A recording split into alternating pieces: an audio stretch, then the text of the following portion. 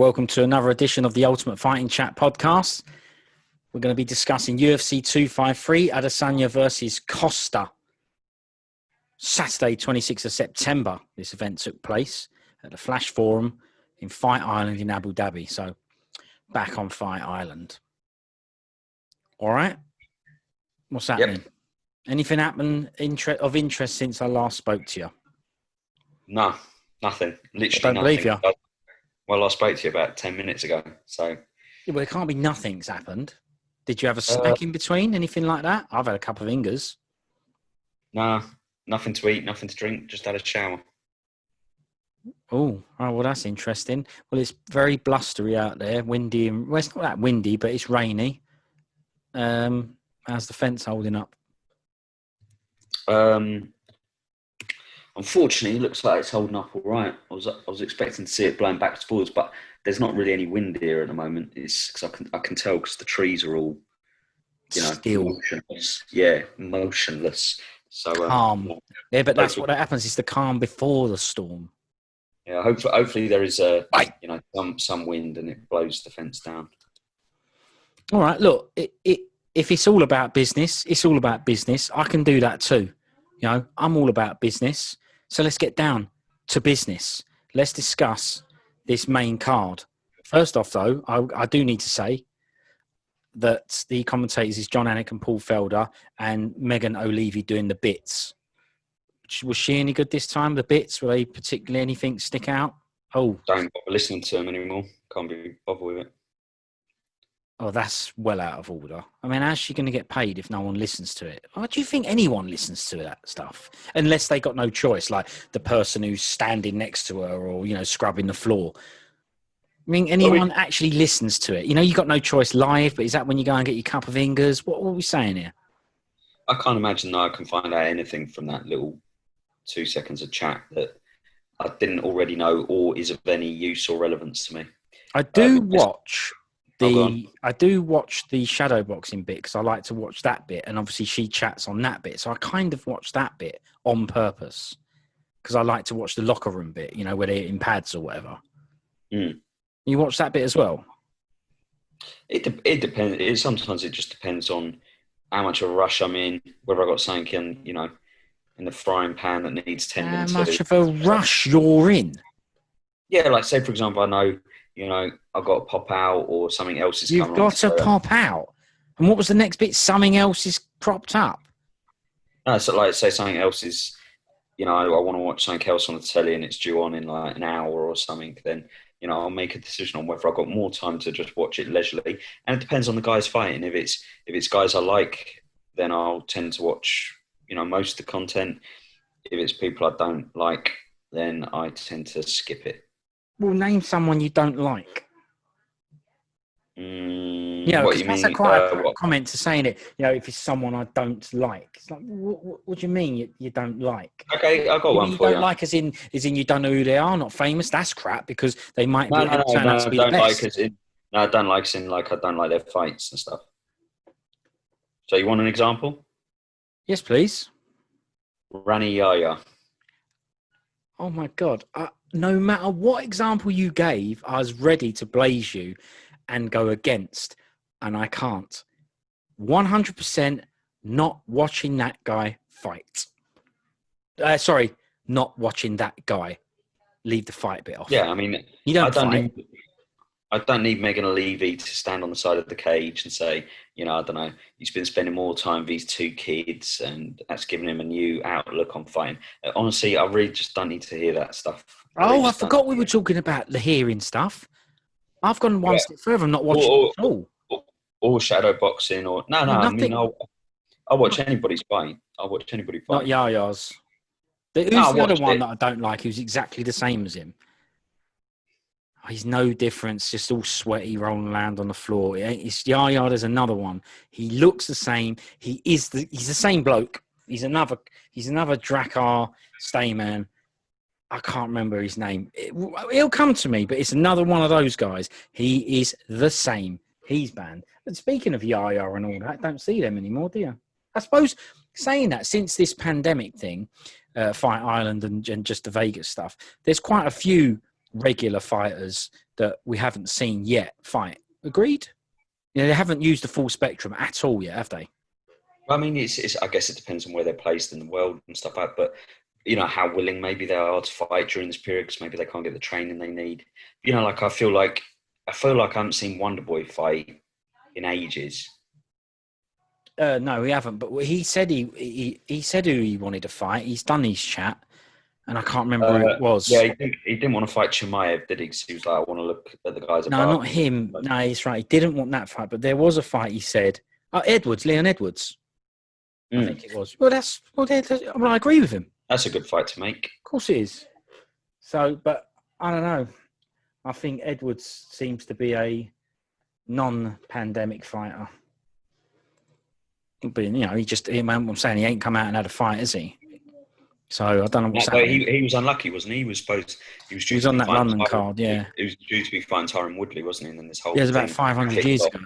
March. Yeah, but didn't he wanted to actually go ahead with the fight and saying I think there was problems him leaving the country or something because of all this jive. And then can't he do Fight Islands?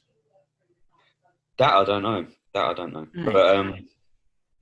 But he's not got a fight. You've got a little bit of a problem, as you have in most of these divisions, with people who are, say, ranked sort of, say, top 5 and not really willing to put that ranking in jeopardy unless they're fighting someone either above them or for a title shot, which I understand. That's a common thing. So you've got like Wonderboy obviously wanted to fight Edwards because he gets him one step closer. In fact, it probably would put him next in line.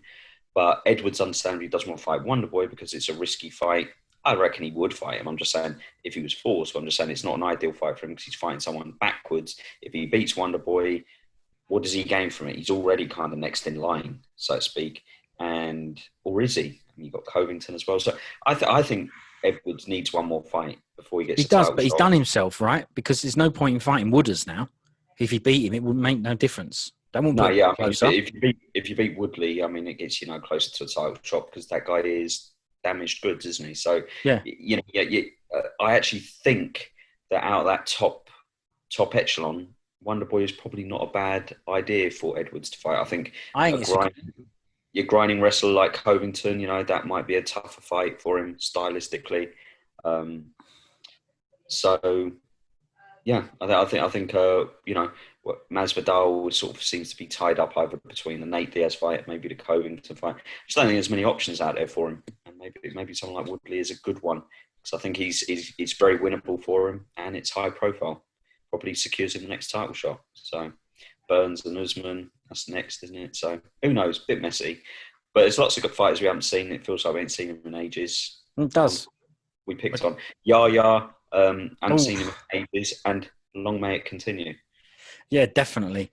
So what I did forget to say right at the start is that we're going to be discussing the main card on this podcast, and we've already done one for the prelims. So if you want to listen to the prelims of UFC 253, our discussion about it, there should be a little note coming up on the screen around now, and we'll put a link in the description and all that as well. Yep, I don't think I said I was going to do that for other ones, and I didn't. Give you a little bit of a teaser. We talk about Diego Sanchez's belly. Yeah. Because it's big, because it's orange. Yeah, exactly. Yeah, Diego Sanchez's haircut. Not because it's good, but because it's not good. Yeah. Diego Sanchez's fighting style. Not because it's good, because it's... Yeah. Diego Sanchez's corner. Not because it's good, because it... Diego Sanchez... my knee. Not because it's good, but it's not good. But we do also talk about, penalties for fighters missing weight. Yes. I think it's quite a good thing to chat about, and just the usual garbage, basically. So I think there's some good stuff in there.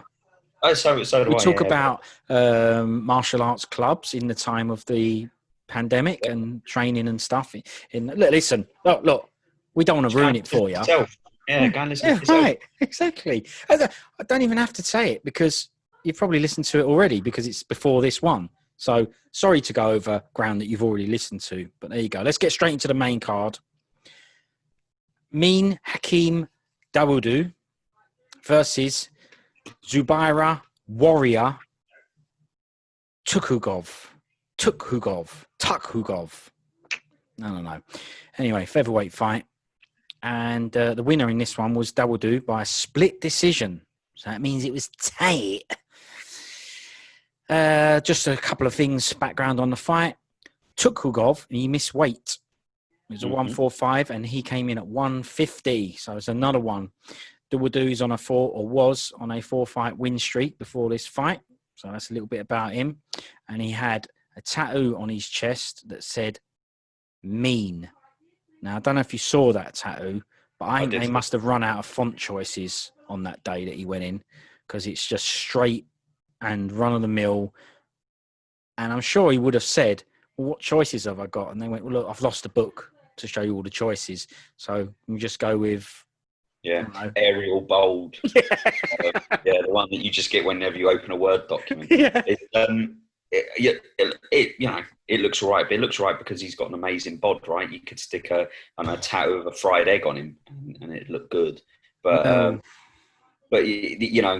mean, just put him mean. But look, maybe you saw Darren Elkins' tattoo, damage across his chest, and thought that looks good. But even Darren Elkins, right? He'd done it all with stitches, so damage. Is that stitches? I thought it was all like electrics and stuff. I didn't realise. Yeah, it's like stitches, like he's been stitched up because he's all damaged. Great idea. He's actually got real ones all over his face. It is a good tattoo after all. Yeah. I mean, look, usually people get stuff like, they might get italic kind of font, than they, or maybe even get it in sort of Chinese characters and stuff like that. But not Hakeem. He just went in there, opened the book. Well, he didn't even open the book. He just went, the cover of the book that said tattoo ink style. He just went, I'll have that one. And they went, well, hang on a sec, that's just the title. Mean on my chest, do it. Or maybe he didn't have time. Just said, look, I ain't got any time. I don't know what the reason is, but it looks to me like there was no effort there in thought or application or the end result. Bad one. There's something to be said for it being clear and concise and being able to read it, right?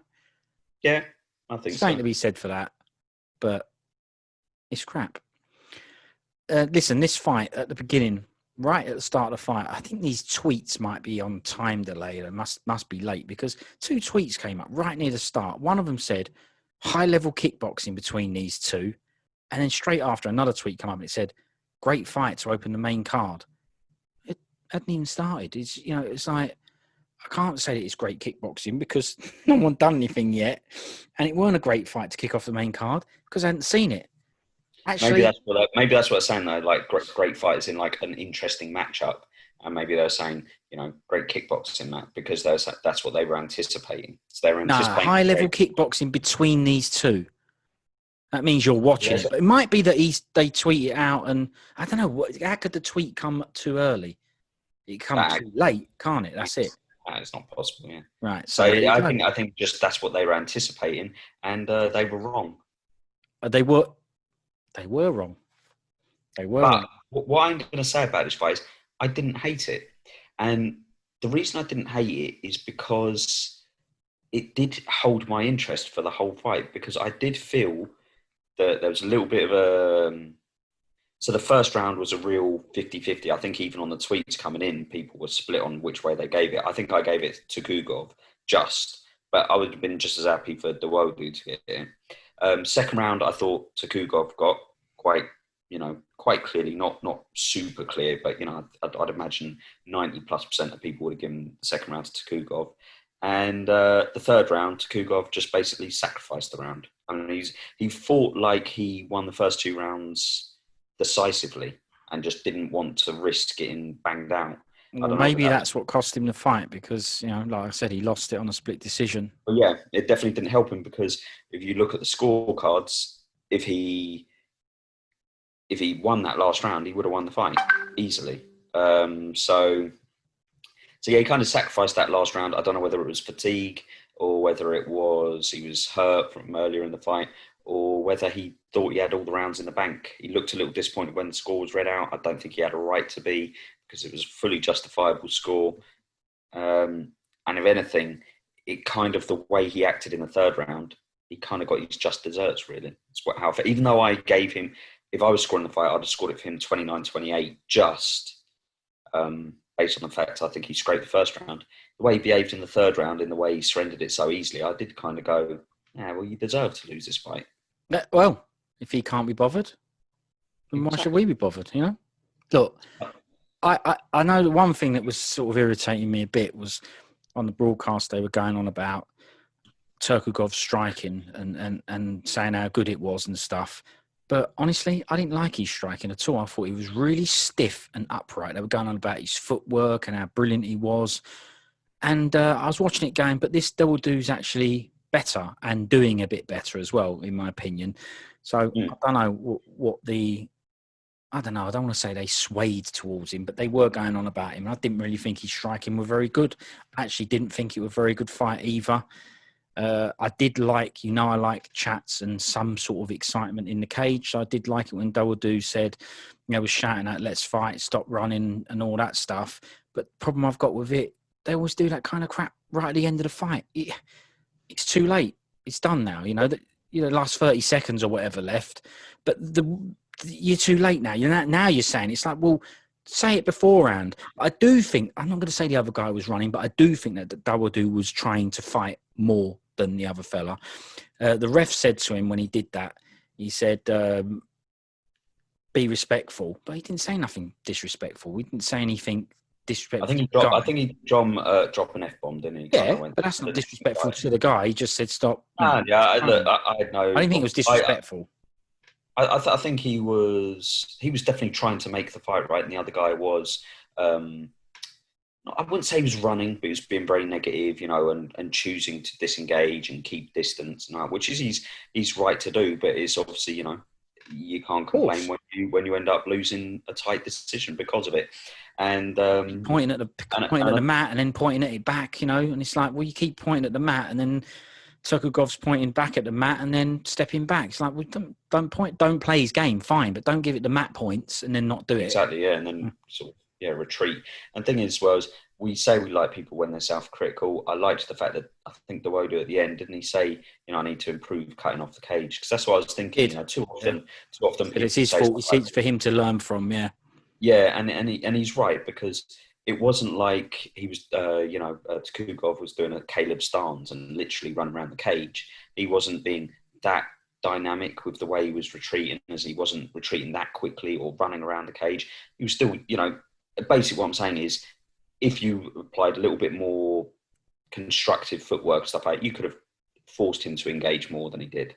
So there's, and I like the fact that Dawodu did kind of go, it's kind of my fault a little bit really as well. So I liked that from him. I like people who are self-critical and can kind of, because it looks like it proves that they're looking to improve, right? That he's not just going, oh, that was his fault. He's kind of like going, you know what? Could I have done something better there? And that's a good inquisitive mind to have. So that's good from him. And I think he's a solid guy at that weight class. Sort of whether he's a top 15 kind of guy. Who knows? I mean, what are they, 145? That's right, yeah. Yeah, so, yeah. But it was, I say it's good to look at it because he saw it in himself, and given the actions in the cage, the pointing at the mat and the shouts, you could say that he's like, I could have done him, but he kept running away. But he's, it's good that he said, well, I need to fix that, so that blokes, when they so-called run away, I know how to fight against that, So yeah, brilliant. Yeah, who'd you like to see him in with next? Someone like Shane Burgos.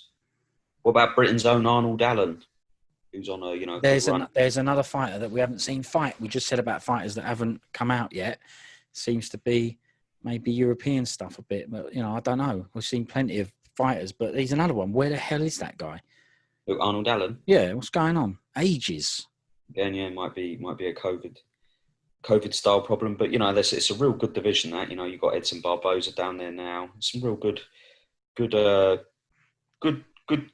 opponents for him, and I do see him sort of like, if I look at the bottom end of the top 15, there's definitely some names there that I'm like, I think I'd pick Dawodu over this guy possibly already. So yeah, who knows?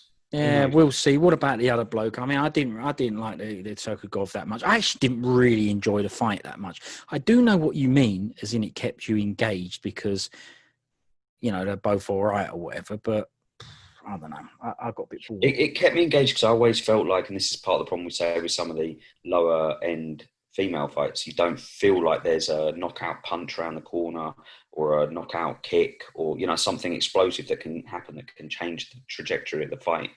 And the reason why this one held my attention is because I felt like, you know, that was possible in this fight. You know, that one big punch from either side could have turned it or even ended the fight. Obviously, it didn't happen. So it's not a fight now that I'd revisit and go, I'm going to watch that Tukhugov Dawodu fight again because it was good.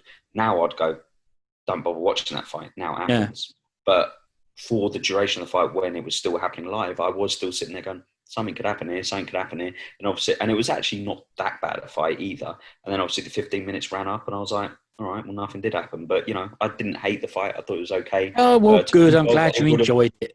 Well, no, Tukhugov, if I was Nurmagomedov and all that in the corner, I'd have been pretty annoyed with my guy, to be honest, because I think first round he held his own striking-wise. Second round he mixed it up with a little bit of grappling and won that round. And then third round, it didn't even seem like he got going for any of the round. It just seemed like he was happy to coast the last round, like he felt the first two were in the bank. And I just don't know why he thought the first round was clearly for him, because it was a 50-50 round. So, like I say, he got what he deserved, really. I don't think he's a bad fighter. He's a bit upright and stiff. I didn't like the strength. Yeah, I agree with that. He's kind of like one of those guys that's kind of a long back.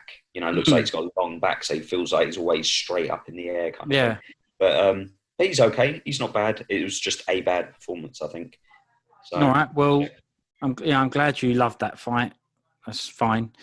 You enjoy it, by all means. Revisit it at your leisure, but I'm not going to. The next fight, oh my God. Okay, well, for God's sake. Now, look, all I'm going to say about this next fight is, why the hell was this on the main card? Right? I mean, I just don't get it. Oh, sorry, I haven't even said what the fight is. Ketlen Fenomeno Viera versus Sijara Eubanks. What was the result? Hang on. What was the result? Viera won. How did she win? Oh, decision. Okay, so whatever, man. I'm telling you now, this fight, I saw it was Sarge and just thought, oh, again, I've just seen you fight. So, yeah, two-week turnaround. Well, right. Well, there you go. Anyway, it got fast-forwarded. I shouldn't be saying it, but this podcast is about the truth maths, right? I fast-forwarded this fight right from the start. I went, nope, I'm not doing it. It ain't because there was anything better on. It ain't because I had something better to do either, right? Well, I've definitely had something better to do than that, hence why I fast-forwarded it. Got rid of it. Even Herzog got bored. He stood him up. I noticed during the fast forward that he stood him up. So even he got bored. I don't blame him because he can't fast forward it. And I did. Crap. No, you're going to go, you didn't even see it. All right, okay. Did you watch it is the first question. Did you fast forward it at all is the second question. And if you didn't, the third question is, was it good? What did I miss out on? By all means, enlighten me. Well, no, like the first fight, the Tukhugov fight, it was a fight that on reflection, I'll probably go, weren't a great one. I wouldn't recommend it to my mates or, you know, revisit it. But I did watch it all because it held my interest throughout the fight because it was quite close and I didn't know who was going to win. Oh, my. So No, I'm joking. It was I was going to say, it was unbelievable. It was for that one. Like I think, like I said, you know, on a previous episode, it was a shame that I didn't have any recently painted walls that I could go and look at for 15 minutes instead. Lucky we pre-record this stuff and can actually fast forward. You know what I mean? Because I definitely used that ability. Yeah. But this is the thing. Like I felt like I had a superpower. It's like, oh, thank God for this. You know, skip through time. It's one of the things that sometimes I sort of envy. We've discussed this before in the past. I envy people in America because they get to watch this sort of like, you know, say at 7 o'clock at night or at 9 o'clock at night, and it's not something that we'd probably do.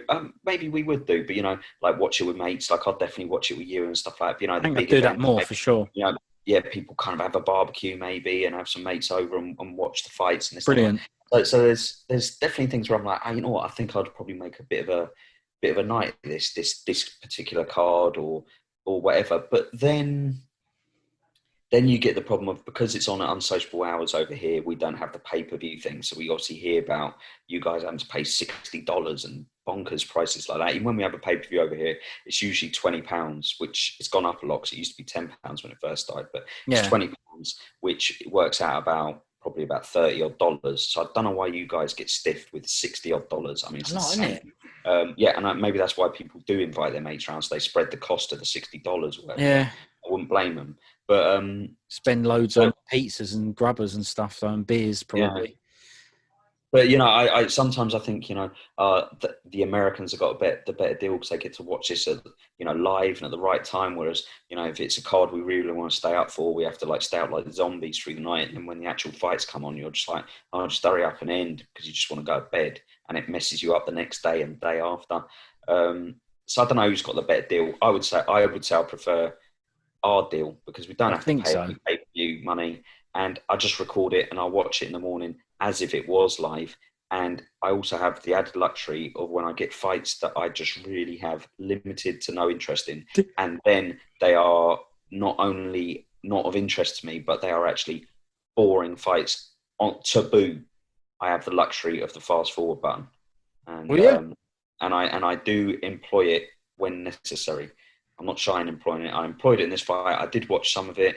I watched enough of it to know that I needed to press fast forward. Right, exactly. Look, and I know that we both try not to do it. As in, if we're going to have a chat about fights or whatever, then we can't chat about something we haven't seen. So I know, I know we're trying to watch this stuff, but them two ain't getting it. I'm sorry. They're not getting it. They're getting the fast forward. Like I said, Herzog also wanted to do it. Ask him. I guarantee it. Listen, there's no way people like Helwani and all that sort of stuff.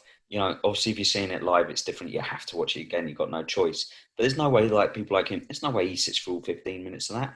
No way. Not a chance. When he has them on the shows and stuff, he'll go who had a win over Ketlen. But he don't go I noticed in the second round you done this or done that. The reason he don't do that is because he ain't watched it either. Yeah. Listen, I like fighting, right? I love boxing. That's right. I like fighting. I watch bucket loads of it. But I think there was once where we listened to Luke Thomas, and he was basically saying, but there is limited hours in the day, and you have to make sure you're watching the good stuff. You know what I mean? Because there's a hell of a lot of this stuff out there. I ain't got a chance to watch it all, so I've got to make sure that the time I am using to watch it, I'm watching the good stuff, right? It's why I choose to watch the highlights for football over watching the full 90 minutes. I'll bang on the highlights. I ain't got time to sit there wasting 73 minutes watching people rolling around on the floor, faking injuries, taking throw-ins, and all that kind of garbage. Give me the exciting bits. Now, it just so happened in this fight, there were no exciting bits. So, no. Yeah, there was. From what I did, I watched it. The decision was read out. Yeah, exactly. Yeah, when they're leaving the cage. When I did kind of watch it on the slow fast forward, so I could see what was going on. But because we're going to have a chat about it. Well, of course. Yeah, exactly. And I thought so. I did want to have some sort of input. It looked like, from what I could see, that Ketlen Viera just basically won a bit more of the grappling exchanges, which kind of tilted the decision in her favour. So congratulations, Finomino, or whatever it is. Nice one. See you later. Well, thanks for the update on what happened, because I did the full-on bang, bang, bang, triple fast forward. See you later. Yeah, got rid of it. Yeah, as quick as I could. Yeah, unfortunately, Virgin Media don't do times 64. Otherwise, that would have got done and all. Yep. So, but before you press the skip button, it jumps forward 15 minutes. Well, that would have been all right, because we know it was going to be a 15-minute fight. Yeah, exactly. So, it's going to be a decision. Yeah. Oh no, it might be an armbar. Yeah. Which could have happened in round one. We could have ruined the fight after. So that's not worth the risk. But just so that we don't sound like hypocrites, guys, I'm moving on to the next fight before you fast forward us. Next fight is Kai Kara-France, 21-8, quite a power's record, versus Brandon Royval. Now, before we go any further, I'm going to have to cover the nicknames. Kai, don't blink, Kara-France. Yeah. People can't see your face, but I can. And he cringed like mad, as if is that good? Nah. It's a bit. Oh, look, actually, what I will say is, it's the right comment for this fight, but In this instance, it is the right comment because it was a good one. But let's just I'll read it again. Kai, don't blink, Cara France. It's that. All right. Okay. Well, let's do the next one. Okay. No. Okay. I've got you know. If someone's going to give themselves that moniker, that nickname, what finishing percentage of their record do you think they should have? So obviously, don't blink suggests like, something could happen any time. Like a bit of a Mike Tyson. I could knock someone out or get a submission any seconds. Don't you dare blink or you'll miss it. So you'd expect them to have a reasonable finishing ratio. So what do you think what the finishing ratio should be? Well, first off is flyweights, right? So I'm not being nasty. You know that I prefer the lightweight fighters, right? So this is no knock on them at all. Yeah, same here. Yeah, I definitely do. But finishing rates, I guess it ain't even that high. But I would say that this guy needs to have a finishing rate of no less than 70%. Well, it's not. His finishing rate's not bad, especially like say for a flyweight. But no, he's finished 12 out of his 21 wins, so just over 50%, probably about 50%. Okay, can you think of? It's not bad. By the way, I think he's all right. So do I. Yeah, I quite like him. It reminds me of a little bit of a flyweight Frankie Edgar. Yeah, I think he's good. The way he boxes and stuff. Yeah, I think he's all right. So I'm not digging him out. No, definitely not. But is there any other? And I swear I never made a note. I've just thought of one though because I didn't know we were going to chat about nicknames that didn't work, if you like. I've thought of another one of a guy who's got a nickname where you'd go, well, you ain't proved it yet. You know what I mean? Sam Stout.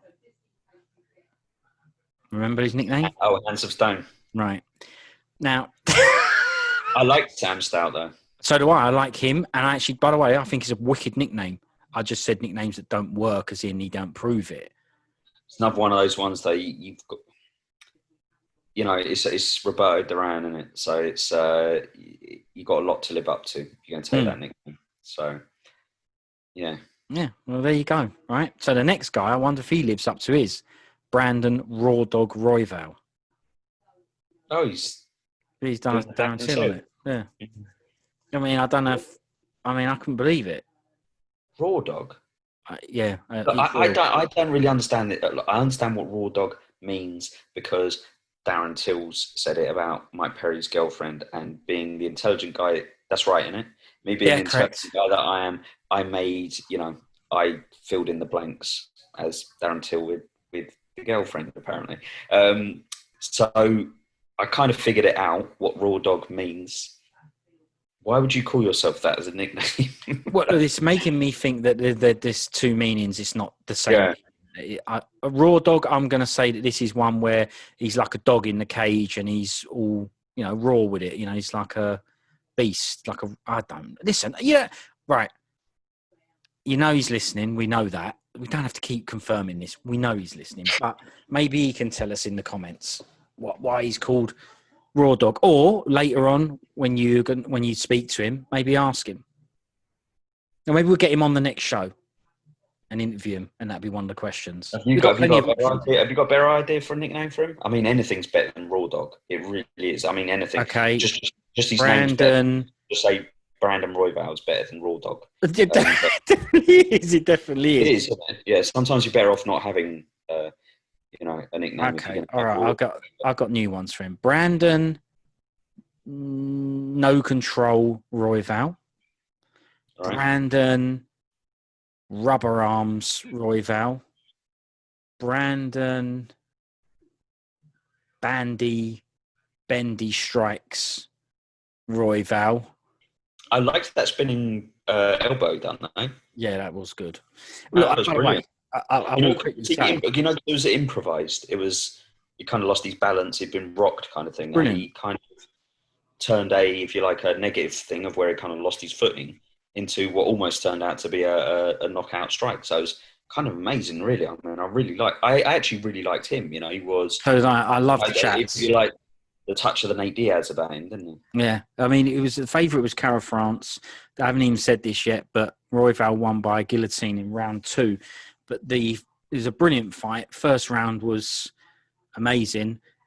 Just thought that Royval had very open and sloppy striking, but really active striking, as in he was on it all the time. You know, very active, aggressive fighter.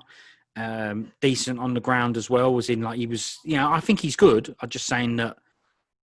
You know, when he was striking, he was the squarest, most wide open bloke ever. I mean, zero defense. But it was an amazing first round, like you say. Cara France cracked him, and he's a couple of times, and his right foot went all gammy, didn't he? He couldn't really stand up properly. It all bent over and went all twisty. And he managed to do this spinning elbow in Cara France's face, and that got him back into the fight, really, didn't it? Because he ended up getting him in a guillotine. It was a really good fight. I really liked the chats afterwards, because afterwards, when he was doing the Yannick chats, he said he got dropped. You know, he could do better. That he said that he said he didn't have much power. So I liked the guy a lot. I thought he was brilliant. Definitely, you know, I like both of them, and you know, definitely want to see both of them again. You know, as soon as they're both good. Why don't you raw dog him then if you like him so much? Well, because raw dog isn't what you think it means. Well, this is his raw dog, not the Till raw dog. Why have you got to go down the Till raw dog? This is his raw dog. Just means he's like a raw dog. You see, it's just the way you say things. This is what we say. Yes, it does. Yes, it does. It's the way you say things. This is what me and you say about the English language and how good it is, how intricate it is. Right? Listen to the two different things. I'm going to raw dog you, right?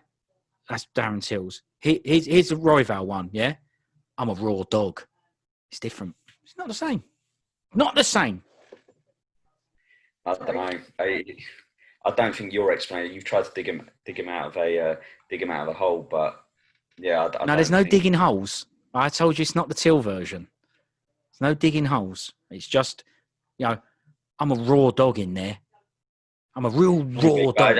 I've just never heard that. You know, a raw dog kind of as being used as someone who's. Well, maybe it's not spelled R-A-W. Maybe the Royval one is spelled like a lion's roar. R-O-A-R. This is why the English language is so good. We've agreed it. So it's like this, ready? Roar, dog. So he's like roaring. He roars like a dog. Well, look, like I said, look, there's ways around this. Anyway, ask him. That's it. Well, ask him, but to me, that's a terrible. Okay, look. Well, give him a better one. I know you said Brandon Royval's a better nickname. nickname. Would you rather have? Don't Blink or Raw Dog. I know which one I'd rather have, and I'm embarrassed to say it, but yeah, I don't like the Don't Blink, but I'm choosing it over Raws. Yeah, I'd have Don't Blink and all. Raw Dog is awful. Well, no, he can't change it. Can't change it. That's it. It's done. You get given these things, don't you? You don't choose them. You can't change it. No one's it. No, look, people say that all the time, right? You know, look, because his name's Royval, I was trying to do something like you know, of royalty. So, you know, the Prince, Brandon the Prince Royal. Well, maybe he's not arrogant like you and doesn't want to be classed as royalty. The Prince Royal, Royval, the Prince Royval, something like that might be better. Or like you say, Brandon Rubber Royval. That's not bad because he was all flexible. He was rubbery, wasn't he? He was using rubber guard and all that. That would be better. But Raw Dog is that's Brandon really... the Prince Royval is quite good, mate. I know. I think it's all right. Oh yeah. Yeah, I think that's a good one. You are good at these. I like that one. Brandon the Prince Royval. That's good. That's good. I like that. Yeah, brilliant. Well, he's listening. We'll know. Or it could be the King if he wants to go powers. He could Brandon the King Royval, you know. Don't have to be. Yeah, I like it. Good idea. Good fight. Did you enjoy that fight? Yeah, it was a good fight. Look, two guys went in there. Two young guys on the up who, you know, sort of, if you like, got that little bit of bound where they're like, you know, they still think they've got, you know, the top of the trees within their grasp kind of thing, the summits within their grasp, and they fought like it. And it was a good fight. And so fair play to them, especially after the fight that preceded it. They both went for it. Yeah, I'll use a classic. They left it all in the cage. Yeah. And, that was a fight that people were talking about afterwards, right? And that's what you want more than most things. Like I say, you want people to be... Kai Kara France was, you know, definitely came out of that event as a positive. You know, if you had to give people a positive or a negative, and there'll be people who came out of it with a win, but their stock is negative from that, you know, from their performance or whatever. So you know, good for both of them. And That should I have been think the featured that prelim. Royval's good. I think he's good. That's the sort of fight that's good to have as the featured prelim, you know? And we I said agree. on the previous show, we were talking about featured prelim, and it was a crap one. You know, you can't help that. But that would have been a good featured prelim. But you can't tell, can you? You don't know what the fight's going to be like. But you can tell. You knew that the Ketlen, Viera, and Eubanks fight weren't going to be good, didn't you? Oh yeah, I mean, you know, if yeah, I knew that. Yeah, right. Let's put it like, as soon as once the fight was, you know, announced, my finger was hovering over that remote control. Yeah, on the main card. You know when they both came up on the screen, my brain just naturally once I saw them, you know, out the back shadow boxing, you know, getting ready to walk to the cage. I'm telling you now, my brain, my head and my face started looking for the remote control instinctively. Listen, you know, there was no like, this fight's getting a bit boring. Where's the remote control? My brain already gone, where's the remote? Because I might be needing it. Exactly. After the shadow boxing, it's like, you know, up after the break. Done. I didn't even watch the buffer announcements. Done. Gone. Yeah. Breathed it straight out. Next fight. So Dominick, the Devastator Reyes versus Jan Blachowicz. Why he hasn't got his nickname as Polish Power, I don't know, right? Or Jan Double P. I just don't know why he uses it. He's the one who said that, by the way. People didn't give him that. He said it, right? And people picked up on it, and it's brilliant. He's got no nickname. Nothing. So what do you think about the Devastator? Polish Power, Double P. So you're saying he should call himself Jan DP Blachowicz? Why is it DP now? DP. You're still on the raw dog for him here. Polish. Disgusting. Polish Power, isn't it? DP. But yeah, I mean, look, this fight, right? Yeah. Oh, hang on, Devastator. What about that name? Yeah, it's run of the mill and it's okay, but it's boring, is the truth. This fight beforehand, I would have said I expect Reyes with his length and stuff like that to be able to pick Blachowicz off. I didn't expect Blachowicz to really be able to find it easy to close the distance. And I honestly thought Reyes would sort of pick him apart, maybe stop him late on. Well, so if we did a preview show, you would have picked Reyes, would you? I would have picked Reyes, 100%. Yeah. And but it just seems that when Blachowicz landed, it seemed to have a big, devastating impact. Oh, devastating. Yeah, dare I say it. It seemed to have a big impact, you know, and obviously he plastered his nose across his face. Oh, horrible that, wasn't it?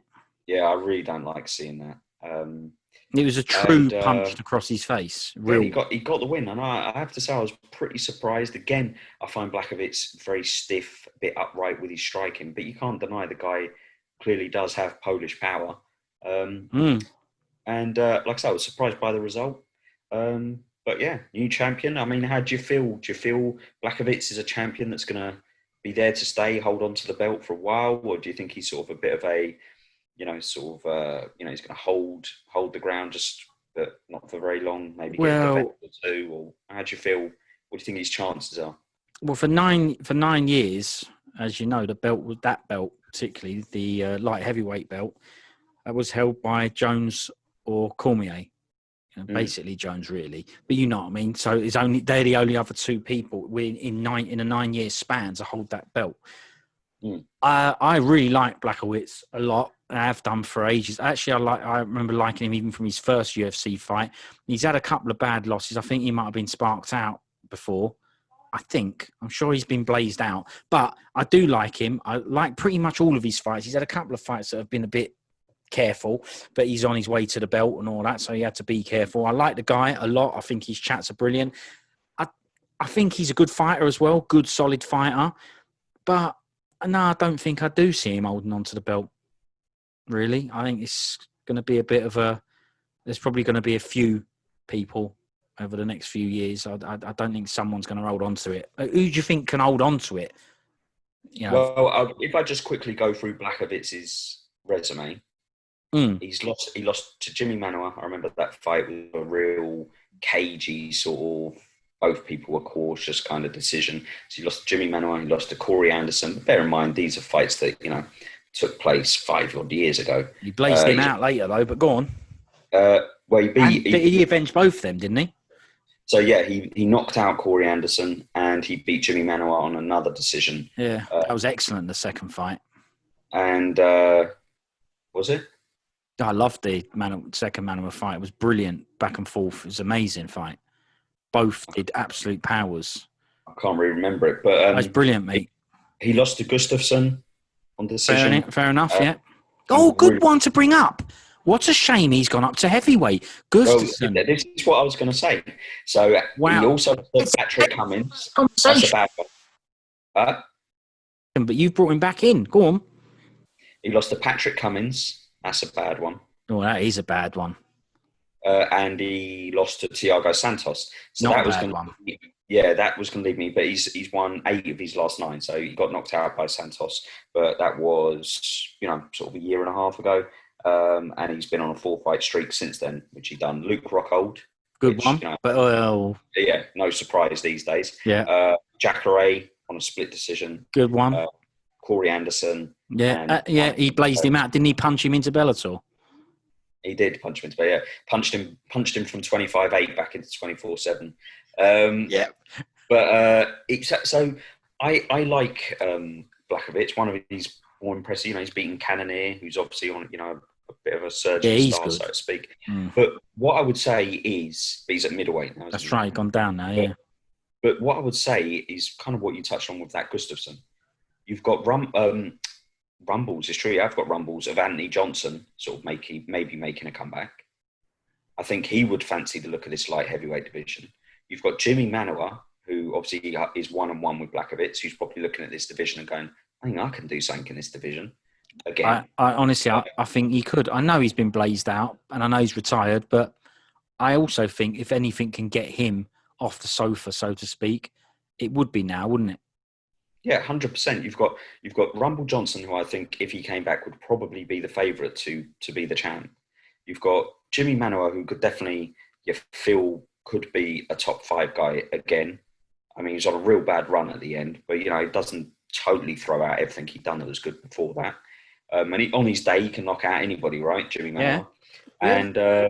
And also, like you say, Gustafsson now must be looking at it going, why did I ever leave that division? Now that Cormier's gone and now that Jones has gone. Oh, hang on. Rakic.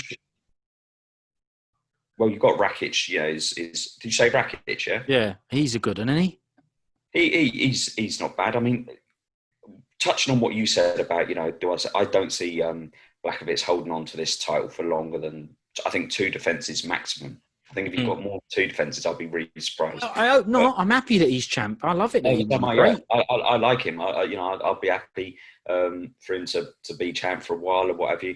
But I do think if I look at sort of some of the people, I mean, does Glover? I mean, I'd like to see Glover have a smash with him. I think Glover will get blazed, mate. Polish Powers, I think, is a bit too, it's a bit too. I didn't say he'd win. I'm just saying, if ever there's a person who I think Glover's got a chance of winning the belt from, it's now. But I think that with all of them. I think that with Gustafsson. I think that with Manuwa. Gustafsson needs to come back down for sure. Yeah, I think so. Because the heavyweight thing is stupid. But for the first couple of minutes of that Doom fight, I liked the look of Gustafsson at heavyweight. Well, so did I. It was good, yeah. But it doesn't matter. I do think he can. What's he going to do? Have a fight with Jones? Silly. He should come down to light heavyweight, maybe have a fight with someone like Reyes, and if he wins it, get a title shot. Gustafsson, if you're listening, and I know that you do, 100%. He needs to really consider coming back. But this division is blown wide open. I think we could see it in a state of flux for a while. Of people winning the belt, losing it a couple of fights later. It could become one of the most exciting divisions, not because of the caliber of fighters, but just because I think. When Jones was champ, you kind of got the impression that he was just going to win pretty much every fight. And for now, genuinely, if you put in Thiago Santos against Blachowicz now, I'll go 50-50. If you put Glover in with Blachowicz now, I'd probably go still 65-35. Still an exciting fight. And like I say, with all those other guys potentially to come in as well, Gustafsson, Manoa, Rumble Johnson, I think could be exciting. And light heavyweight ain't been exciting for ages. I think Rakic will do most of the gizzers. I think he'll blaze Glover. I don't know about Santos, but I don't know about what Santos is like after that knee injury. You know, I need to see him have a fight, basically. But I think because Rakic is like young and strong and massive, I just think it's going to be quite hard to, unless you say have a Cormier-style bloke against him and wrestle him and grapple him and stuff like that. I think it's going to be hard to get rid of this bloke. I think he's like a big block of flats, you know. But here's the thing: it's not really in the main guy's styles to fight that way, right? Thiago Santos isn't a grinding wrestler. Neither is Blachowicz. Neither is Reyes. Teixeira can be, but you know he's not even really that either. He's primarily, you know, a striker. And then after that, you know, you're starting to get into, you know, your people aren't really immediate contenders. Anthony Smith, Johnny Walker, Krylov, people like that. So, listen to that. Anthony Smith, not your immediate contender. He used to be not long ago. Don't take much. So he lost a couple of fights. You know what I mean? That was it. Yeah, well, he was right up there, wasn't he? He was, but that's what happens. Well, look, you said it was blown wide open. Fair comment. Is it based on the John Jones tweet of, you know, does anyone mind if I come back down and get my belt back? I wouldn't blame him. And you know what? I'd love it. I think it would be quite funny if he was just, you know what, you know, I'm not happy with you having this. I'll come back, just win it back, and then go back again. But the thing is, I've seen him doing all these weights and stuff. So he's obviously, you know, manoeuvring his body up to heavyweight. So it wouldn't be a recommended thing. I think it was just a tongue-in-cheek. No, I'd love it.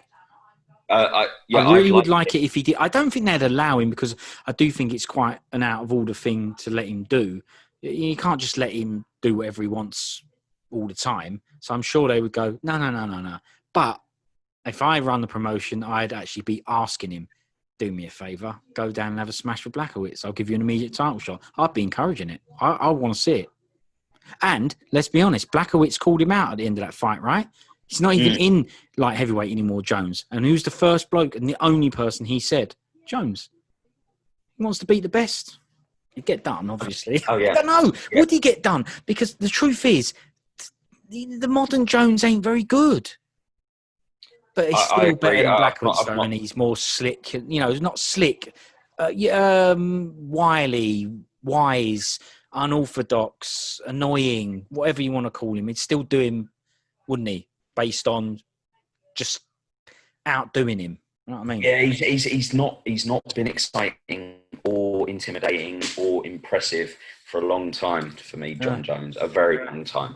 I would say his last few fights, you know, he's had tight decisions with Santos, with Reyes. Who else? I think he had maybe a tight decision with someone else. I can't remember. The truth is, he didn't have a tight decision with, say, Anthony Smith, but other people have blazed through Anthony Smith. You know, whereas Jones didn't blaze through these people. He beat them. He didn't blaze through them. Whereas some of these people he's beaten on either tight decisions or just dominant decisions, other people have smashed them out, you know? Exactly, yeah. They're more dangerous, if you like. Yeah, he's just not been impressive to me for a very, very, very long time. And outside of the fact that obviously it's impressive to basically be, you know, the champion and hold it for as long as he did. That's obviously impressive. But I never watched his fights for the last couple of years, I'd say, and when all that guy's you know, that if I was a fighter, I'd have been more happy to have if someone said you got to fight John Jones rather than Anthony Rumble Johnson, I'll go, whew. You know, I'd rather take the Jones fight because the Jones fight, I feel like it would be a 5-round decision where I might get a bit of damage, might get a few jabs, might get a few oblique kicks. You know, ain't gonna get blazed, yeah. Yeah, but Rumble Johnson might send my teeth into Rose Ed. So I'm sure, yeah. More than likely, right? I don't mean me, like my size. I'm just talking about, you know, like if I was a light heavyweight. There's a lot more fighters out there to fear than John Jones. John Jones, I don't think strikes fear, including Blachowicz. Power. That's right. Yeah. It's the threat, right? More fighters. Yeah. Yeah. So I agree. I've got a little bit of technique stuff to bring up on Blachowicz. So he's an orthodox fighter. Means that his powerful kick, and he's proved it in the past, is his right leg. Makes sense as well, because if you look at Reyes and you look at the two fighters standing there, his body on Reyes' left side, so ready for Blachowicz's right leg, was wide open for kicks. He never threw one kick that side. But he had that method, didn't he, where he was kicking him with his left leg, so he was hitting Reyes' right side, where all that bruising come up under his arm. Yeah, John Jones talked about it as well, didn't he? Yeah, and the way he managed to do that, considering that he's an orthodox fighter, there's a couple of ways of doing it. You know, he actually used a third way, but the standard ways of doing that is a switch kick, so shifting your left leg back slightly, putting it in the rear position and making it your powerful, kick, giving it the momentum. Or you step out with your right leg to their left leg, and that gives you a little bit of a distance to make that your left leg now more powerful. Just by stepping over, you just step over and it gives you that leverage. That's two standard ways of making your front leg kick the power leg. He didn't. He used punches to set it up. So he'd do a punch, he'd throw a right, and as he threw his right cross, he stepped in with it. Now his left leg's at the back, and he'd finish. He obviously knew what he was going to do, because every time he did that combo, sort of do a jab, a cross, step in with his right. Now he's in southpaw, and he'd use his left leg. Brilliant is the truth. Really good. Obviously worked. Isn't what finished the fight, right? But it all adds up. It's all part of dominating the process. And I thought it was a very interesting way to watch, considering that, to me, he was wide open, Reyes, for the right body kick. But guess what? That's run of the mill, right? He probably worked on that. Reyes, he probably knew that was coming. Jan's done that in other fights. He's come out, he's won a fight. I think the first UFC fight he had that I remember, he won on a right body kick. Bang, straight into the guts, right? So I was expecting some of that. I looked at the two fighters standing there and went, right body kick all day long. Didn't throw it. Through the left.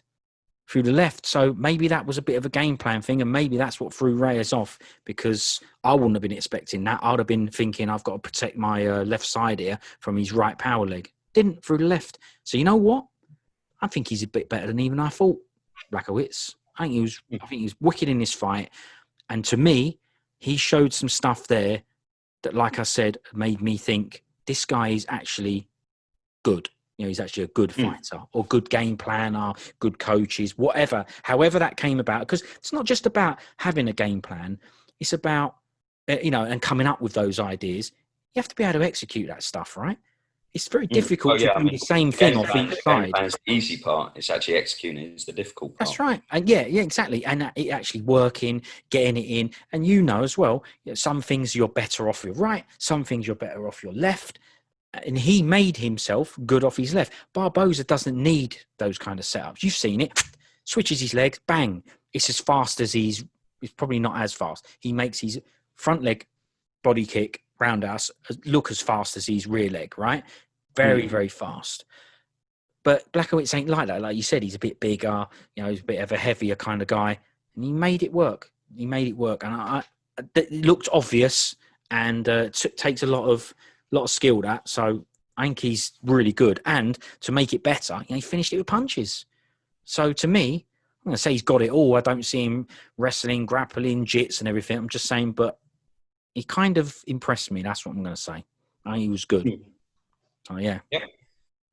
Yeah, he's so good, but we still don't see him holding the belt for long in a couple of defences. No, because, again, styles make fights, etc. And we're looking at the other blokes. I mean, I think that Gustafsson could go down and hold it. I mean, I think Gustafsson will beat most blokes down there.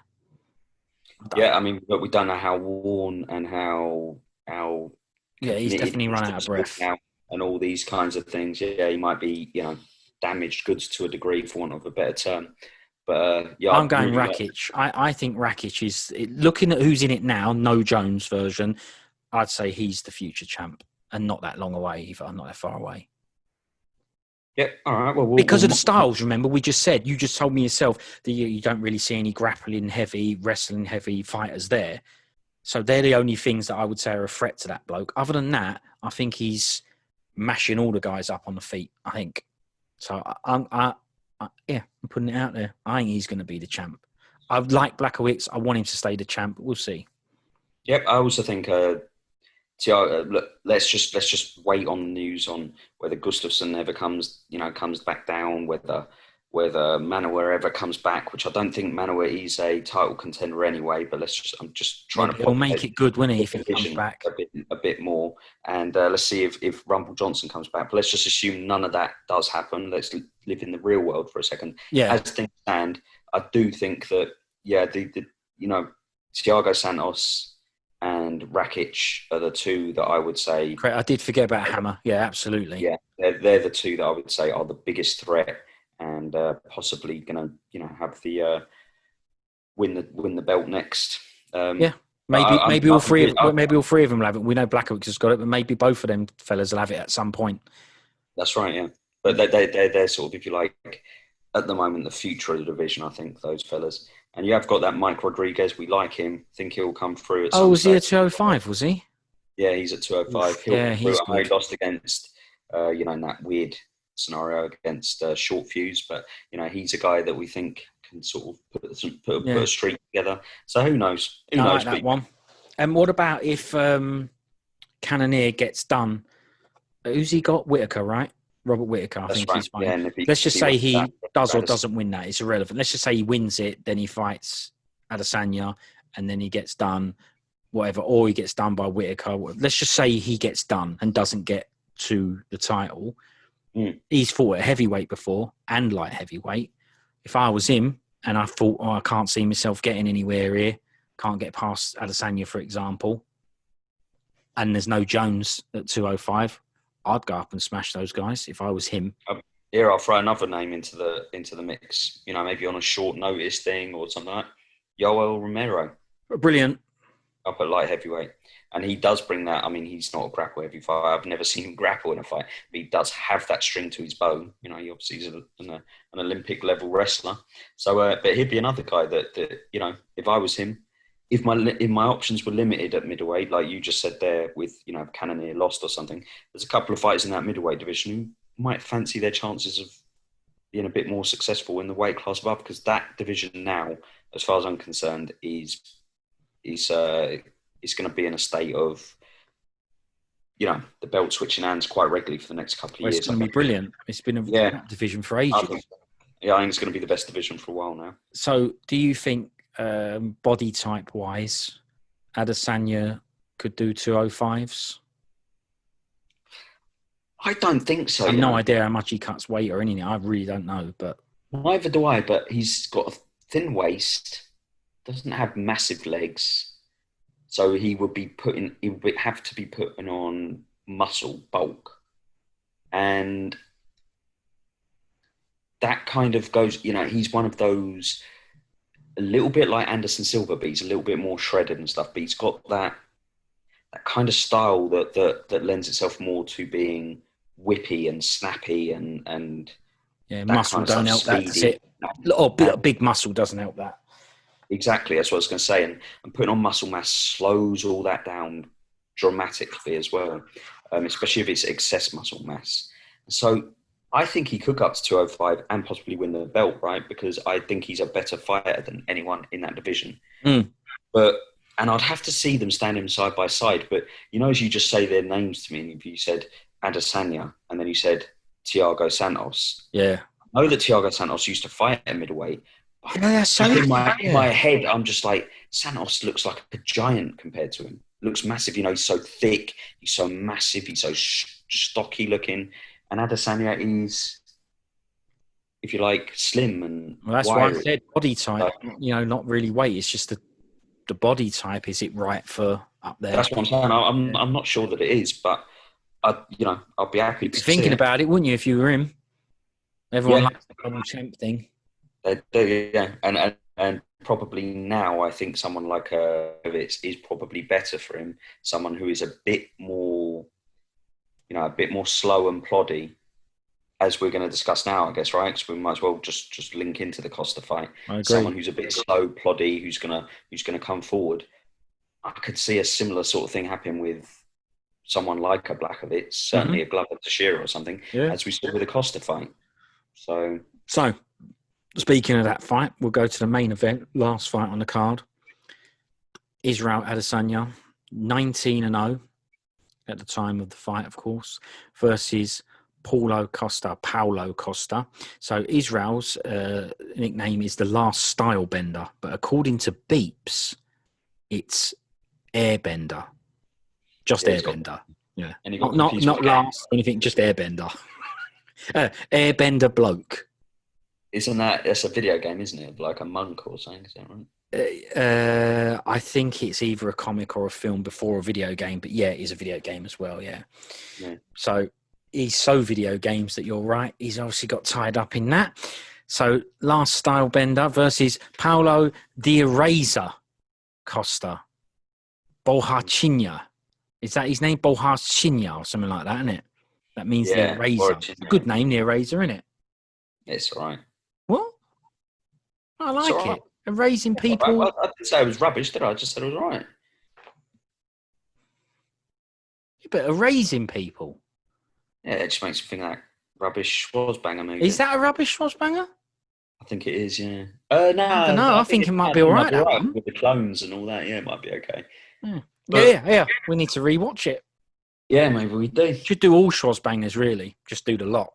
Anyway, it's the Schwarz off. He's not getting all the breath here. So Adesanya is 19-0 and Costa 13-0. So yeah, all right. All the run mills. I have to do some of the run mills because probably most people who listen to us don't listen to all the other journalists. So I apologise for having to do some of the basic info here, but I have to do it, right? I have to do it. It's only the second time that two undefeated fighters have fought for the belt. You know who the other one was? The other two. Ooh, now you're asking.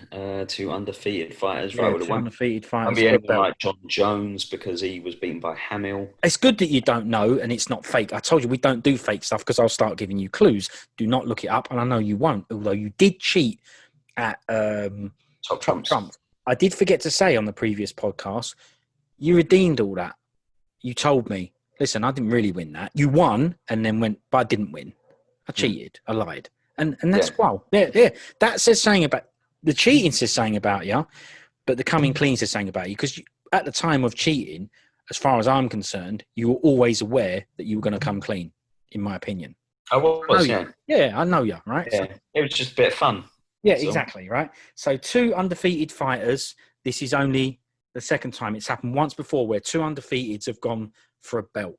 Let me know when you need it. Look, the truth is you're going to need a clue because just give me a clue. So I can't be sitting here on a podcast going, exactly.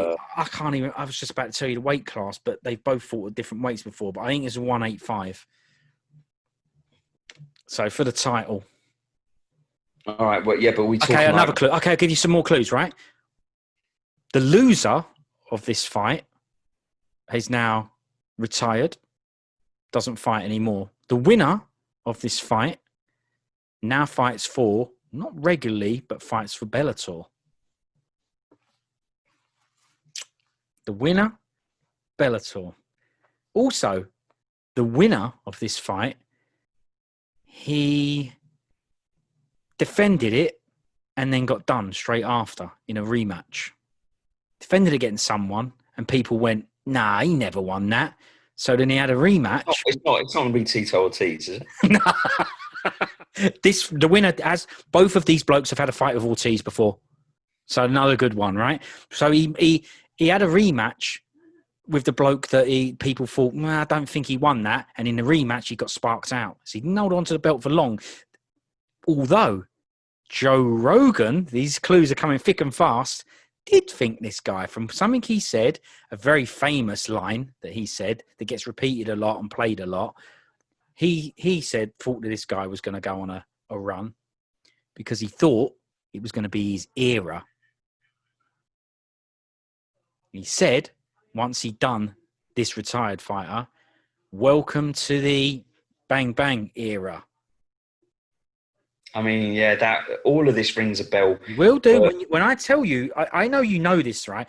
I know you know the answer. It's just not coming, right? Okay. Hang on, wait. Oh no, I was going to say wide man. No. The winner of this fight is from Brazil, sort of. Look, Doesn't these look are all no wait, he clues. doesn't look I've Brazilian. been put on the spot, and I'm sitting here, and I can't think rationally because I'm thinking I'm taking too long here. Yeah, no, listen to what you said. And now No, the what more did you just say? the more clues you give me, the thicker I'm feeling. No, like I should know it. you just said you can't think. What was the word? Don't know. You said you can't think rationally. Mm. The retired fighter has Rashad Evans. Right. Yeah. Rashad Evans. So he got done. He went for the belt and he got sparked out, and the other bloke won. Oh my God! See, this is I really Okay. remember. Rashad's leg was all bent out of shape on the floor, and before he got done, he held his sack and was like, "These punches ain't hurting." Then bang, leg. Cheetah. Yes. So that's the only other time where two undefeateds have clashed for the belt. All right, well, that's about 10 minutes. Well, yeah, bad. I mean, good clues, wouldn't they? But, you know. They were good clues, but it was a little bit overload. But all I'm going to say about this, right, is because, all I'm going to say about it is... We'll say about what? This fight. No. I haven't finished with the prep for the fight. Right, sorry. So a couple of other things, right? Again, it ain't necessarily for me and you. This is for information's sake, right? So Adesanya, he was on an 8-fight win streak, which is the longest active streak at middleweight. So it's a big deal, right? Give you some Costa stuff. 8.43 significant strikes per minute, which is the highest in UFC history. That's a good stat. 40% significant strikes to the body. You know we like body shots. Very important. Very, very important. That is the biggest proportion in middleweight history. So it's not he's just got a good rate. It's the best that there is, right? Striking accuracy is 57.8%. He's never landed fewer than 53%. So he's wicked, right? He's good. These are good stats. And these are things before this fight happened. So saying all that, I'll now hand it over to you for some chats about the actual fight. And, of course, I need to say that Adesanya won this fight in round 2 by TKO. Over to you. Yep. Well, all those stats have obviously now been blown out of water. This is a fight, like I say, we said it on the previous show briefly. It's a fight that was tailor-made for someone like Adesanya, a guy who's aggressive, who's as powerful as he is pretty open as well, overly aggressive. The aggression would count against Paula Costa, sorry, and. I honestly thought Adesanya was going to win this fight in the first round. If someone said I had to place a bet on how it would end, I would have said TKO round 1. I didn't really feel like Paula Costa had much of a chance in this fight. And I actually think he done worse than I thought he would do. So even though I thought he was going to get knocked out in the first round, I at least thought it's already bad enough, right? Yeah, I thought he was going to get clipped on the way in, being overly aggressive, banging some body shots in or something like that. He ended up, I'm not even sure if he even threw a punch to the body. He landed a few kicks to the body, and that was about it. But outside of that, he was kept at range, kept at bay. And then when he did close the distance, Adesanya just used lateral movement, used some straight strikes, and got out of trouble.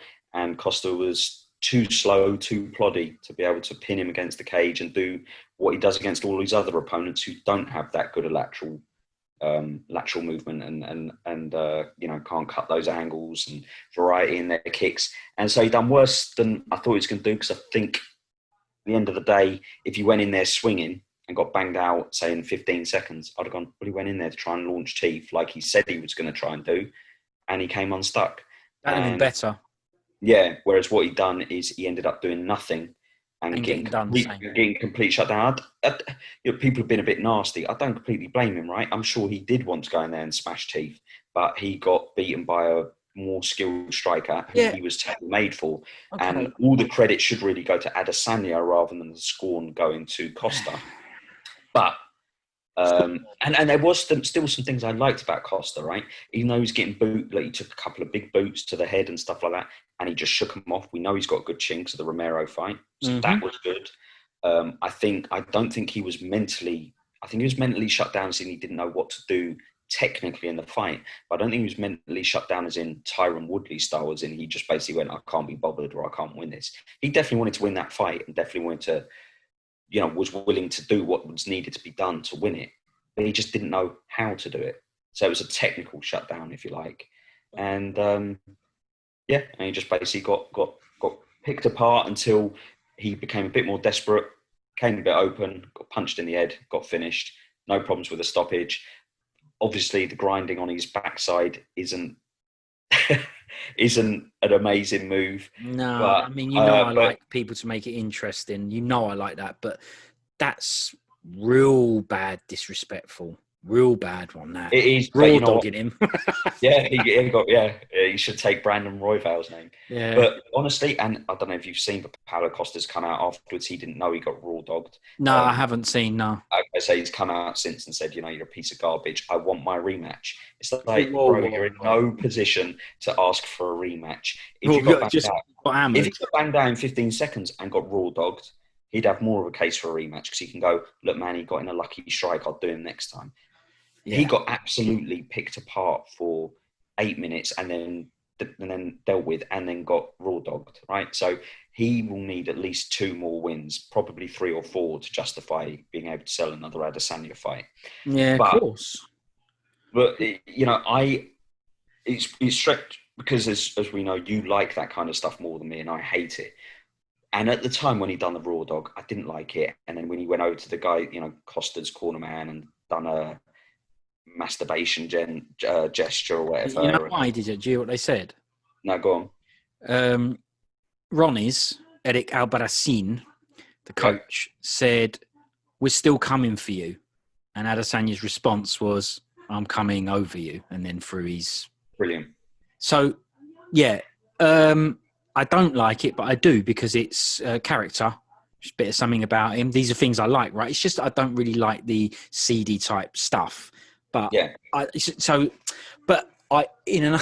actually do like that there was chats and a good response. Just because I don't like the type of response, I still like it. So yeah, that's why he did that horrible move and threw his gear over Ronnie's. Yeah. Brilliant. But see, the thing is, I don't like that kind of thing, but I did like it because I was like, I didn't like it immediately because I was like, I hate disrespect and all that kind of stuff. But then I went, now, you know what? This guy's been saying rubbish stuff about Adesanya for ages. He's been saying he's going to break him, snap him. He's like a twig and all this kind of stuff. And Ronnie's, what's his name? Eric Albarracin. He gives it all the chats. There's no, exactly. I've never seen an interview with Costa without Ronnie's sitting next to him. He gives it all the chat and all. We said before, didn't we, about people getting bent out of shape about Covington's comments. And we were just saying, like, listen, these are all adults. They beat people up for a living. Don't get too emotionally invested or hypersensitive about it. And once I sort of got over the thing that he's raw dogged and done that, all over the glasses gesture, I was like, nah, brilliant. Because you know what? He hasn't done a fake shake his hand and bow. He's gone, listen, if you're respectful to me before the fight, you'll be getting respect now. You weren't. You were saying all these rubbish things. Yeah, he hasn't done any of this stuff after other fights. Yeah, I've completely beat you up. And here you go. This is what you get when you behave the way you've behaved before this fight. You get humiliated. So there you go. Have some of that all over your Ronnies. And, and had white Ronnies on and all. And actually, we go, the more and more we talk about this event, the more and more I kind of like Adesanya from this event because he fought brilliantly. I agree. He showed what elite level striking is compared to a big, strong, good. It's been how it should go. This is what I want. I want people who train and fight like that and have built up that skill set to be able to beat big, strong, muscly, powerful strikers. That's what I want. Doesn't always work out that way, right? Get clipped, get done. This is how it should be. This is what martial arts to me is. It should be that this guy, his skill set is better than the big muscle guy. And it was. So it's, it's good result that. Yeah, and like I say, listen, Costa can cry all he wants. I really like Costa, by the way. Both of us do. Hey, he's amazing. His fights are brilliant, right? But he wasn't very good in this fight. Terrible. I don't blame him. It was just a bad stylistic matchup for him. I don't see anything would change in a rematch. A rematch is absurd talk. He can't really call him a garbage human or cry about it because guess what? You got beaten up by him. You were giving it all the chat beforehand. This guy handled you. And like I say, if you act the way you acted, you have It's to what take. you get like you have to take. Viera against Bizzers, right? You're going to give it all the chat and then try and be my mate afterwards. Same as Rockhold, right? You're going to give it all the chat and try and be my mate afterwards. No, I've sparked you out, and I'm going to rub it in your face. Yeah, I'm gonna revel in it, and it's their right to do that. Look, of course, it would say something about their character if they just went, "No, listen, man, it's all good," and done a bow and be respectful. And of course, To be fair to Rockhold, that's and Bizzers, they had a similar relationship in the first fight. He booted Bizzers' head off and then choked him, and he helped Bizzers straight up, shook his hand, and he was Rockhold to Bizzers. When the shoe was on the other foot, he was amazing. That makes it even better. Yeah, makes it even better. Yeah. He even brought that up, didn't he, at the press conference, Rockhold? He was like, yeah, and what did I do? I shook your hand and I helped you back to your feet. Yeah. Had those lemons taste, Luke. It's brilliant. So here's the thing, right? Even do you remember when that Bisping Rivera thing happened? Loved it. The spits through the cage and loved it. Everybody got bent out of shape about that, and we both loved it. We were like, listen, Rivera, if you're gonna insult the guy's family, take the mick out of his kids. Don't remember he was doing all stuff out. Taking the mick out. He's going online making vids. Yeah, posting vids, being all crap and everything, being nasty. I don't know what those vids were, but no, me neither. Stupid singing, dancing videos. I think maybe taking the mick out of his accent or whatever. But anyway, he was doing stupid things. I'm pretty sure he said some derogatory things about his wife and stuff like that. So guess what? I'm going to beat you up, and then afterwards I'm going to say, yeah, and you're a mug and all. How'd you like them apples? It doesn't make me like them. Not how'd you like them apples, how'd you like those lemons? Yeah. And this is what happened with Costa. If you're gonna make this fight personal, then don't cry after I beat you up, that I raw dog you and shoot my gear all over Ronnie's glasses. Yeah, I liked it. What you guys asked for. You asked for this disrespectful environment, and that's what you're getting. So Adesanya's brilliant. Yeah, I agree. And for what he's done afterwards, giving his coach the seat. I like that. Good is good. Brilliant. Yeah, good is good. Yeah. Yeah, I don't care whether he done it so he could post it to everybody online and go, "Oh no, nice guy." I don't think that's why he done it. But even I don't care. He's giving his coach a nice seat. Good for him. He beat up the bully, so to speak, and then he humped him. Brilliant. He did. So good for Adesanya. And that's the end of that.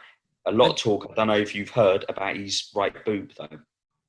He's no. Did you notice it? Because I noticed it straight away. His right boot. Boob. Whose right boob? Which one? Adesanya's right. No, I didn't notice it. No. Breast. Okay, it was droopy and saggy, and I noticed it straight away. I didn't notice. No, didn't pick up on that. I quite like looking at. I'm a boob aficionado. And, I looked at Dawodu's left boob with mean on it. I do look at boobs. I looked at Rakic's boob, ready for war. I do look at them. No, once as well. Well, he had a bit of a saggy boob, and obviously you get these people who all immediately jump to conclusions. They sign a steroid use and all this kind of garbage. But anyway, it's he probably tore his pec. Yeah, exactly. It's either an injury or it could be. People saying like it's a sign of gynecomastia or something like that. I don't know the term. Other people are like it's a sign of steroid abuse. Listen, at the end of the day, the guy's never popped for steroids, so just that's all he can do. Stupid accusations around. That's all he can do. That's all you can do with this stuff. Just not get done for it. I'm not saying that's good. I'm not saying people to get away with it. What more do you want someone to do? They've been saying about Chandler, right? Michael Chandler, look at the board, this, that, and the other. He's definitely Reyes. He's Bellator, not UFC. When he goes to UFC, he's going to get done. He's going in a USADA pool. He's definitely going to get done. It's like, well, he has been tested in Bellator, right? And he ain't got done. What more can he do? He's got done a Bainbridge on it. What more can he do? Yeah, look, you can have your doubts, right? There was times where we used to talk and we used to see Dillashaw's body and we used to be like, man, that guy is shredded to hell. How'd you get a physique like that? Yeah. We had our doubts. And then eventually, he popped. Same with even if you like Chad Mendes, we used to look at him and go, he's got a little bodybuilder's body in, hasn't he? And all this sort of stuff. So there's guys that, if you like, don't test positive for ages and then eventually, they do test positive or what have you. But I've never got that impression from Adesanya's physique. It's not always a telltale sign because of Josh Barnett and people like that. But because it's not always a telltale sign. Exactly. Barnett is one. Verdum is another. There's no case Silva. There's loads of blokes that have got not good bods that are supposed roids. So, but how can you throw that accusation with just you know, this is a guy who's regularly tested by USADA, has never tested positive. Oh, no one has ever suggested steroid abuse for. And just because he's got something on his body that could look like a muscle tear or something like that, or something, he's a roids cheat. It's just it's these silly because people. he's in a sport where he's got to get his top off and all. You'd never know if he was playing tennis. You know what I mean? It's just people who don't like him for whatever reason, and you know, there's reasons not to like him. If you don't like the disrespectful stuff afterwards, I don't particularly like disrespectful stuff. I'm not the world's biggest Adesanya fan, but No. you'd be, you know, how desperate have you got to be that you start throwing around these accusations? Look, they might come out to be true, maybe. I don't think they are. I'm just saying those people could be proven right in years to come, like with the Dillashaw thing. But until that happens, shut your face, because you're just kind of clutching at straws, if you know what I mean. Listen, ask about the saggy boob and wait for an answer. I'm interested in the saggy boob. I thought you were going to tell me what it was, but obviously the answers come from USADA, right? He's never tested positive. So there's your answer. Well, and listen, it's unbelievable that we're talking about steroid use in a championship fight where Costa is the opponent, and Costa is not the one being spoke about as the potential steroid fella. He would be spoken if he blazed Adesanya in round one. He would have been spoken about as a roids bloke, you know, for sure. Yeah. But I didn't like Costa in this fight. I do know and I do understand the principle of it's the other fighter, Adesanya in this case, that can freeze somebody else up and make them not who they are. You know, he's obviously not going to be pushed up against the fence with him throwing loads of hooks on him and stuff to the bod. I understand that. Well, what I don't like, and I'm sure Costa is thinking the same thing now, is he said he was going to go for broke, right? He ain't going to do a Romero and stand back and do nothing. And I'm sorry, he didn't. Now, someone might go, yeah, but look what happened when he did. He got done. Well, he did, but not really. He did that and opened up a bit after getting slapped about a bit, right? Getting injured, damaged leg and stuff like that, and probably losing a bit of confidence. What I'm saying is he said he was going to go out and blaze. He should have done it. Because like you said, if he did that and then got done, he'd have a little bit more thing to go, well, I just got caught, you know? Now it's nothing. But I am calling for a rematch, right? I ain't really. But what I'm saying is I do advocate it because he just needs to say, look, listen, now look, I know I just got done there. I didn't do what I said I was going to do. I was going to blaze. If I was him, I'd be going, I really do want another go at it. Because think about it from his point. Yeah, that is what he's been saying. I didn't know. I've not seen any after fights thing, right? But if I was him, honestly, if I was him, I don't think I'd be scared of Adesanya. I'd be thinking, God damn it. I should have tried to blaze this guy. I need to try again. Wouldn't you want to try? Of course he wants to try again, right? He wants the belt. I get it. But what I'm saying is he probably does think he can win that fight, even though he just got blazed. Well, I mean, look, it's possible he's got a big punch and a big puncher's chance. And I definitely think that, I mean, like you say, it was a little bit of a case of freezing. And he kept on, the only times I remember him re-attacking were with leg kicks, which were too slow and were too, they're not good entrances or setups for strike, you know, like striking to the body. Because, you know, most times like Adesanya either caught the body shot or he kind of, you know, or he missed, or, you know, it doesn't lead into a nice punch and exchange. You know, he should have been working maybe on some double jabs, those kinds of things. And when he got him on the cage, swinging some big punches, making Adesanya either work really hard to get off of that cage or just cover up on the cage, which would have given him the chance to power in some of those body strikes. Yeah, exactly. He have done nothing. Like you said before, about earmuffs and then counter out of it. Yeah, that's right. Yeah, but he didn't. He just froze. He didn't really throw anything when they're at distance. Adesanya's got more of a rangy striking style, so obviously standing at distance is not good for him. No good. No. Which is what did happen. Plus, Adesanya has kicks as well, which he was mixing in, so he was getting it. You know, once he was striking to the legs, and then once he had him worried, they was punching him to the head with some jabs and stuff. And it's just like, this game plan's all wrong. You have to be more aggressive, more reckless. Yeah, and of course you're going to take risks, and that is why we thought he would get knocked out, because he would be taking too many risks. But no risk, no reward. That's exactly it, and that's why I guarantee you why he's frustrated, because there was no risk and he got no reward. Right? It was always a bad matchup. That's always been agreed. Like you say, he's too short compared to him. He's no good on the outside. If he comes in, Adesanya's an amazing counter striker as well. Like you say, he's going to move off to the side, cut angles, and blast him with that. So it was always going to be a very, very difficult task for him. But if you're gonna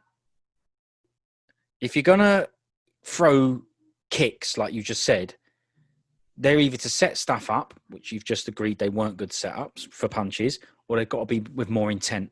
Like Adesanya threw kicks, they were not setups. They were intent. They were to land damage. Yeah? There's nothing wrong with doing teeps and kicks, using them like jabs. Nothing wrong with that, but there's got to be something after it. Or, bang, like Adesanya was using them as strikes, as intent. Now, I'm happy to be done with that fight if you are, but I've got a couple of other things to go over. Only short things. It's like on the news, right? They have all the doom and gloom, and then at the end, they're supposed to have a nice story. Yep. Hit me with it. My nice story is I took note of some John Anik chats. Okay, that is exciting. Can I just touch on one thing before you do them, though? Of course. We cover the Adesanya chats with Dana White about fighters missing weight and, the ramifications and all that on the prelims video. So we did. No one listens to this anyway, but if you do, check that out, because we think he's good with that, and we also discuss him giving his seat to his coach on the aeroplane, and how some people get out of shape over that extraordinarily. So check that out, because there's actually quite a lot of Adesanya chat in the prelims. And the reason we cover it on the prelims is because the fight that he was talking about, where with Shane Young. Shane Young, which was on the prelims, which is his teammate, and that's why we did it. So good point. Sorry, I just thought I'd nip down there, otherwise I would have forgotten. Yeah, no, I like it. Well, it's true, right? Yeah, got to let the people know. So I haven't got loads, but I picked up on some. He was chatting to one of the blokes after fight, and he said, "Any idea when you'd like to grace this proving ground next?" Right, yeah, stupid. Next. Crap. I mean, just silly. Yeah, any normal person would have said, when do you want to fight next? But grace this proving ground next. It's too much, right? Too much, like a poet, right? Chasing an early end to matters tonight. Yeah. God's sake.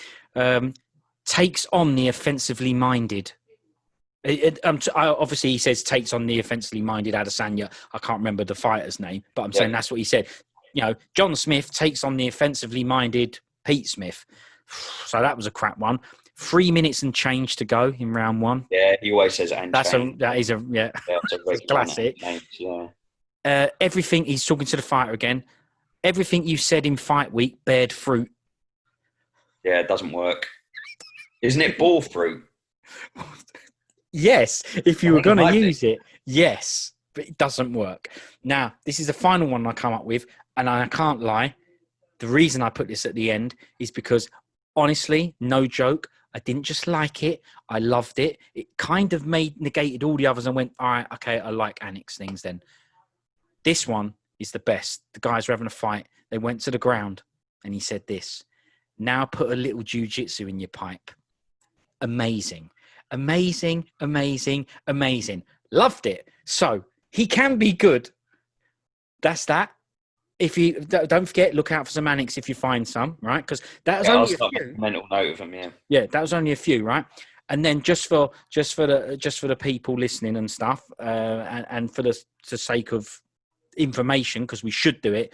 Just a quick small list of upcoming events. 3rd of October. So that's the next one. Home versus Aldana. Just let me know if you're excited about any of these. Excited? I'm going to do that. Yeah. Good, bad, excited? What are we saying? No. Right, crap. Next. 10th of October, Reyes versus Sandhagen. Yeah, brilliant. Good, no? Yeah, Reyes is like my Brazilian brother from another mother, isn't he? Yeah. We've got similar faces, similar hairstyles, and similar bodies, yeah. Mostly the bod, yeah. And the skill as well. But he might have the best bod in the UFC. Him. If there's a better physique in the UFC, I'd leave it in the comments section. There was another one the other day. I mean, him, Costa, but yeah, I'd say Reyes takes it. Costa's a little bit too bulky for my liking. I think Reyes is. It's an absolutely unbelievable body, is the truth. Yeah, must be roids. Okay, So Moraes versus Sanghay, and we've agreed that's a good one, 10th of October. Yep. So that's good. 17th of October. So these are all in a row, these. Yep. Ortega versus Korean Zombie. Yeah, lovely. Brilliant. Amazing, right? Yeah, really good fight. Looking forward to that. And Little then bit of beef in there as well. Yeah. Yep. So that's a real good one, isn't it? Right. And then to polish it off on the 24th of October, Khabib versus Gaethje. Lovely. That doesn't get better than that. It's really good, isn't it? Yeah, let's just get this whole Maldana out of the way. Let's just get through that together. And if we can grit our teeth and get through that, that's undoubtedly going to be a 5-round boring decision. I'm calling it now. I know we'll probably do a preview show, but it's a 5-round snore fest in that main event. My Virgin Media box always goes, do you want to add on an extra 15 minutes to this recording? Sometimes if a fight goes to full 5 rounds, I might miss the end or something like that. Yeah, that's right. Tell you what, I'm going to say no. If anything, can you take off the last hour? Yeah, don't worry about it. Yeah, can you give me that option? But Whole Maldana, that is going to be boring as sin. But listen, anyway. I'll give it as much time as I possibly can. I will try my best because honestly, I am going to want to chat to you about it. But it's probably going to be a fast forwarder. Yeah, even if like you say, it's on a shadow slow boxing. So it's going to be a 5-round shadow boxing event, and I'll probably want to give the decision to the shadow. Brilliant. Yeah. Right. All right, mate. Well, let's leave it there then. Let's not go on for going on sake, although we certainly could. We won't. So that's that. That was the post-fight show for UFC 253, Adesanya versus Costa for the main card. We've done one for the prelims as well. Like I said, I'll put that up on the screen and all that stuff. So thanks very much for the chat. Good to see you and to have your amazing, amazing input, knowledge. Just unbelievable. Thanks, mate. Nah, you're welcome. I'll see you for the next one. Ideally, we should be previewing home, but actually what we'll do is see if there's anything else on that card in between, and maybe we'll have a chat about those. We'll have a chat about it, because even if we don't want to chat much about the main event, because I know we won't want to, because then just don't. Big fans of that main event. It will just be a short podcast, and if there is some fights on there that are of interest and note, then we'll delve into them a bit deeper. Yeah. All right. Yeah. No worries. Nice one. All I'm going to say is see you later. Enjoy yourself and have fun. Nice one. Take care. See you later. Mate. I'll see you later. Ciao. Bye.